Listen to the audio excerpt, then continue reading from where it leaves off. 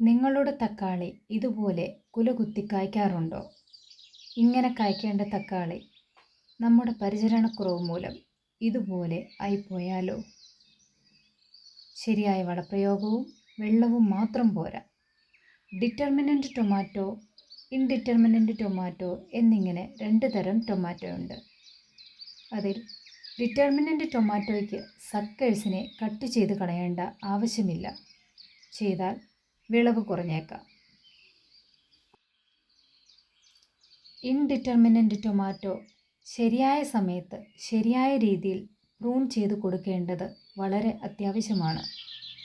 അല്ലെങ്കിൽ ഇലപ്പുള്ളി രോഗവും വാട്ടവും ടൊമാറ്റോ ബ്ലൈറ്റ്സും തക്കാളിയെ നശിപ്പിക്കും. തക്കാളി ചെടികൾ നനയ്ക്കുമ്പോൾ ചെടിയുടെ ഇലകളിൽ മണ്ണ് തെറിക്കാതിരിക്കാൻ മൾച്ചിങ് സഹായിക്കും. നനയ്ക്കുമ്പോൾ ചുവട് ചേർത്ത് ഇലകളിൽ വീഴാതെ വെള്ളമൊഴിക്കാൻ ശ്രദ്ധിക്കുക. ഇത് തക്കാളിക്ക് വരുന്ന പല രോഗങ്ങളും തടയാൻ സഹായിക്കും. അതുപോലെ ഈ വർഷം തക്കാളി നട്ടിരിക്കുന്ന കമ്പോസ്റ്റ് അടുത്ത വർഷം തക്കാളിക്ക് ഉപയോഗിക്കാതെ ഫ്രഷ് കമ്പോസ്റ്റ് ഉപയോഗിക്കുക. ഇത് മണ്ണിലൂടെ പകരുന്ന രോഗങ്ങൾക്ക് തടയിടാൻ സഹായിക്കും. ഇതുപോലെ തഴച്ചു വളരുന്ന തക്കാളി ചെടികൾ എല്ലാ ഗാർഡനേഴ്സിൻ്റെയും സ്വപ്നമാണ്.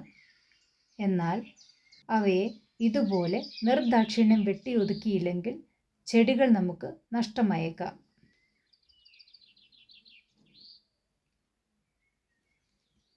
ചെടിയുടെ മൂത്തുപോയ ഇലകളും തായ്തണ്ടിൻ്റെയും ഇലയുടെയും ഇടയിൽ ഇതുപോലെ വളരുന്ന സക്കർ എന്ന് വിളിക്കുന്ന തളിർപ്പുകളും മുറിച്ചു മാറ്റുന്നതിനെയാണ് പ്രൂണിംഗ് എന്ന് പറയുന്നത്. ശരിയായ സമയത്ത് മുറിച്ചു മാറ്റിയില്ലെങ്കിൽ ചെടി പൂക്കാനും കായ്ക്കാനും താമസിക്കുകയും കായുടെ വലിപ്പം കുറയുകയും ചെയ്യും. എൻ്റെ ചെടികൾ തമ്മിലുള്ള അകലം വളരെ കുറവായതിനാൽ ഇത്രയും വളർന്ന് മുട്ടിട്ട ഈ സക്കർ പോലും മുറിച്ചു മാറ്റിയേ മതിയാകൂ. സങ്കടപ്പെടേണ്ട, അവയെ നമുക്ക് പുതിയ ചെടിയാക്കി മാറ്റാം. ഇതുപോലെ ഒരു ഗ്ലാസ്സിൽ വെള്ളത്തിൽ ഇട്ട് വെച്ചാൽ വേരുകൾ വന്ന് പുതിയ ചെടിയായി മാറും. വെള്ളത്തിന് നിറമാറ്റം വരുമ്പോൾ വെള്ളം മാറാൻ മറക്കരുത്.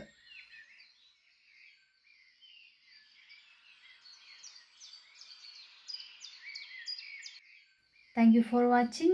Have a great harvest.